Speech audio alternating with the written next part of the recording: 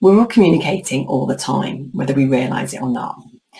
Our face can tell a completely different story from our words.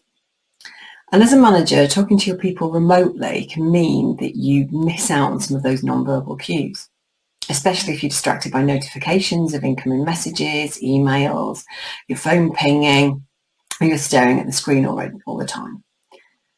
Feeling like we're not being listened to can demotivate and disengage people. And at worst, it can cause us to become stressed and anxious.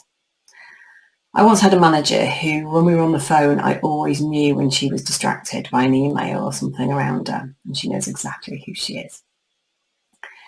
When you're talking to your team on a video call or a phone call, there are a few things you can do to focus your attention. So number one, switch off all email notifications and messenger apps. 2, put your phone on silent or even switch it off. That vibrating can be just as much of a distraction as a ring. 3, take a moment to focus before you start that call with that individual. If you don't get a moment and you see their name come up, just take a deep breath to make sure that you're giving them all of your attention. Number 4, listen to their words, but watch their expressions clearly. Quite often, we can see a complete disconnect between what we're saying and what our face is saying. And the bonus is that you can actually more easily stare at someone to observe their facial expressions through a screen than you can in face-to-face. And number 5, ask them how they are.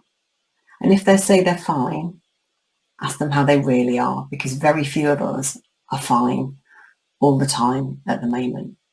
If they are, that's brilliant. But it's going to give them the opportunity to talk to you and tell you if there are things that they want to talk about. Building trust takes time, and if you weren't open and didn't listen to them before lockdowns and before remote working, it's going to take them time to actually develop that trust and be prepared to open up. On the other hand, remote working can actually help some people.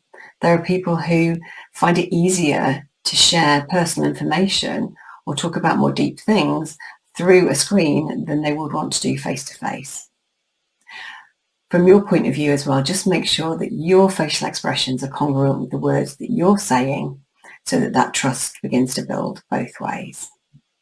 But make sure, fundamentally, more than anything, that you're communicating with your team more than ever before.